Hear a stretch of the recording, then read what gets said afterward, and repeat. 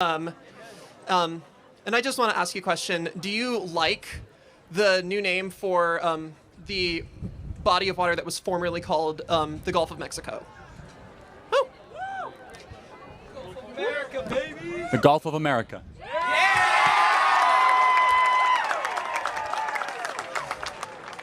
All right. All right. Do you also agree with the renaming of the mountain in Alaska that is known as either Mount McKinley or Denali? Do you agree of Donald Trump's renaming of, or I should say President Trump's renaming of that back to Mount McKinley? I'm generally sympathetic. I can see where you're probably going with this line of questioning, and we'll see how astute you are. No, I'm just curious to see what your opinion is. No, that's fine. No, it's okay. There's a third question you could ask that would be pretty smart, but go ahead. It's a name. A name's a name. I'm planning on becoming a teacher, so... No, it's fine. Maybe you're not going there. That's fine. Yeah. If it says Gulf of America, I'll play Gulf of America, Gulf of Mexico, just the Gulf, whatever it is. It's a name's a name. I'm sure you here in Oklahoma probably still call what is now today Hurricane Harbor. I'm sure some of y'all still call it Whitewater Bay. So, a name's a name. I was just curious about that. Your opinion on that. It's a pleasure to meet you, Charlie, and I'm glad that I could come out to meet you. Thank you. Let me just say one thing. A name is a name, but name should reflect meaning. And so if a name fails to reflect meaning, then that name should be either reconsidered or brought back to the root. Many of our ancestors, their last name would actually be either their profession or the tribe that they were part of. For example, yes, Abraham. That's my last name. My last name translates to free person in Czech. Oh, well, very good. So Abraham means father of nations. Moses, for example, means out of the water or redeemer. Jacob means by the heel because he was born literally by the heel or usurper. Isaac means laugh because Sarah laughed at the idea of having him. So names actually used to really mean something, and I love this idea of bringing naming back to meaning. It's not just semantics. Semantics literally means meaning in its original Greek. Thank you very much. I appreciate Thoughtful it, Charlie. Question. Congrats, Thank Wyatt. Hi, Charlie. Is it okay if I record this for myself? Okay. Of course you can, yeah. So, my name is Jacob Norwood. I'm a junior in high school, and I have a lot of friends who are born from illegal immigrants.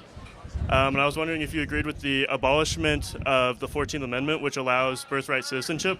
Yes, I do. I don't think it's going to hold up, but I do believe that the 14th Amendment was not intended for anchor babies, correct?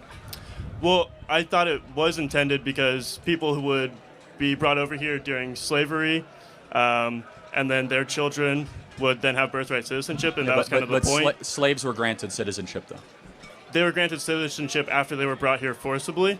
And then but then the kids of citizens are kids, though. Are citizens. What is the difference in immigrants 100 years ago coming here and having children here to immigrants coming here illegally now? Well, slaves are a completely different moral category than someone who breaks into your country, right? Okay, what about Chinese immigrants 100 years ago coming here illegally? I think it should have been wrong then, and it's wrong now, for sure, both. But then why would... It's been tried. I mean, we've tried to get rid of this for quite some time. Why agree with it then, though? Like, what's changed? What do you mean, why agree with it? What do you mean What's by that? changed now? Well, we're revisiting the actual text of the 14th Amendment. I mean, and nothing's necessarily changed except we think the interpretation has been wrong because it says all persons. It's not clear whether or not that means children of U.S. citizens or if it means a foreigner that just gets on a plane who's pregnant and their kid magically gets a U.S. birth certificate. We are one of the only countries in the industrialized world that has birthright citizenship, one of the few. And so, for example, there are tens of thousands of babies born every single year in America of women from China or from Vietnam that get pregnant in Vietnam and China. At about 7 months, they get on a plane, they land and have their baby in America, and that baby gets a U.S. citizenship. I think that's insane. I think it's crazy that you can get on a plane, be pregnant from another country and be a citizen from another country, come here, and then your kid all of a sudden becomes a U.S. citizen. It first of all cuts in line and it dilutes the meaning of U.S. citizenship. I still don't agree with you, but I know there's not a way I can change your mind. It's all good. Thank you. I did actually, I have one more question my dad wanted me to ask you. Wait for it. Here it comes. Almost there. He said, would you still be a white supremacist if you were in a more diverse work field? Stop it. Get some help. So do you think I'm a white supremacist? I have no idea if you're a white supremacist. My dad has watched a lot of you. He said, if you weren't out here preaching hate and working on your 3-pointers, do you think you would probably be better at that? I'm not even going to justify. You should be ashamed of your father. I'm definitely not. My father's an amazing man. Yeah. He cares about American citizens. Your father and all peddles of their rights. lies. I'm not a white supremacist. Honestly, shame on him. For someone that runs an organization called Blexit, do you even know what Blexit is? I do not. It's literally, we employ 40 black Americans that work in Atlanta, Chicago, and Philadelphia, trying to improve the well-being of inner-city black America. What has your father ever done for inner-city black America other than call me a white supremacist? And by the way, secondly, it's just so ridiculous. It's like it's black somehow people for your companies or whatever you do does not make you a so white supremacist. What is a white supremacist? A white supremacist is somebody who takes advantage and believes that they are higher than everybody else. Do I believe that? I have no idea. Okay, exactly. And so there's no evidence whatsoever, and yet people go around sloppily saying, you're a racist, you're a white supremacist. It is so destructive to our dialogue. It's destructive to us coming together as a country, and there's nothing to support it whatsoever. So thank you for your time, and shame on your father for peddling that crap. Okay. Well, first off, I just want to say thank you so much for coming to our city today. It means a lot from, I know, a lot of my peers, but also me as well. I kind of don't have a question for you, more of words of advice. As someone who's fixing to graduate college, I've been studying political journalism. It's been, ever since I was a little girl, that's been my main goal, is to become a political journalism. I just scored an internship, actually, to start off with, shadowing political journalists and everything, and I was super excited for it. I thought it was going to be my start to my journey of success. When I have come to find out, majority of my peers and mentors or people I even looked up to in the office that I work at in the news station, they have told me since I am a Christian young woman that I probably won't succeed. And as someone who I've spent my whole life researching, dedicating my life to studying this, it's been very hard for me to continue to want to go into this field when I keep getting put down by the people that I look up to. So I kind of just wanted to ask you, like, I know you see so much and you read so much about yourself. Like, what keeps you to keep going and gave you that motivation to keep speaking your truth with your morals? Yeah, it's a great question. First of all, you will succeed in journalism if you just outwork the other people. Secondly, there's a lot of these journalists, they're not going to have jobs in 5 to 10 years. I mean, media is changing in real time. My advice to you is, first and foremost, there's a ton of communication directors' jobs for senators and congressmen. Mm-hmm. There's local news stations and more conservative ownership. You'll figure that out. Yeah. You have to silence and mute the noise and know what you are good at and follow your skill regardless what people are saying, and then say yes to every single opportunity. If you outwork everybody as an intern, that will be noticed. That will then be rewarded, regardless of your political affiliation. And honestly, all that opposition should only make you want to fight harder, will make you stronger, and will make you a better person in your career in the future. So God bless you. Thank you so much, Charlie. It Appreciate means a it. lot. Thank you. I am a student at the University of Central Oklahoma. I have a liberal family, and it's not always easy, but I was going to ask you about immigration. So I know that we don't have an obligation to help Mexico, but is there incentives to help Mexico to make America better? And if so, what policies that we can support that would help that? Yeah, that's a good question. The first way that we could help Mexico is probably the most controversial, which is to eliminate the drug cartels. And that is very controversial because that would take military action. And President Trump has played around with this idea. I have no idea what he's going to do. Mexico is basically controlled by 9 families. And most importantly, the Sinaloa drug cartel, which you guys might think that that's a foreign, distant problem.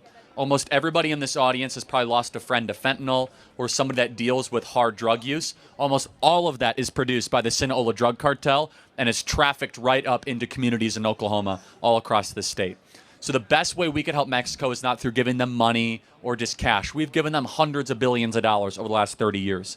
The best thing I think we could do is targeted military strikes against the Sinaloa drug cartel and liberate them from their current captivity. Secondly, though, they're actively hurting our country. And that's the first question we got from the guy is, what do you mean you're being invaded? We are in an active, hostile, combatant conflict with the Sinaloa drug cartel? What do you call it when 100,000 of your own people die of drug overdosing, of foreign-made drugs that are being purposefully pumped into your communities? That's a poisoning of the country. And yes, everyone has agency and they make decisions, but they make it, first and foremost, a lot of people overdose now on drugs thinking they're taking a much lower level recreational drug that is laced with fentanyl. Now, you shouldn't do any drugs, guys, obviously, but unfortunately, we are seeing the intentional destruction, especially of working age young men in this country. The drug epidemic disproportionately is taking out young men in this country. And so that's what I think we should do to try to help Mexico. Thank you. Thank you. Appreciate it. Thank you. I'm totally against guns. But I understand the reason why some people need guns. And we can both agree that they won't get guns in their hands. But in some states, you don't need a background check for some guns. My question is, what law do you think should be passed to prevent the wrong people from getting guns? It's a good question. Let me ask you where you're coming from. Do you believe owning a gun is a right or a privilege? I think it's a privilege. Okay, so I think it's a right, and that's okay. Let me tell you why. I believe the right for a free people to be able to defend their family from foes, be able to defend their family from government potentially coming after them, is a right given to them by our Creator. It's not given by government. You do not have a free society if you can't have an armed society. That's just definitionally true. So, but let me ask you a question as far as the laws, just so we can, think more clearly about this. You say you're against guns. Why does it make sense then that we guard our sports stadiums and our banks and our airports with guns? What are you against guns as a technology, or are you against the people that use guns for evil? The people that use guns for evil. Right. So maybe it's much more of a brokenness of humanity problem or a sin problem, not the actual tool itself. My question was, what are the laws you Yeah, pass? so the laws, we already have federal laws on the books. We do have, federal background checks that are not always enforced.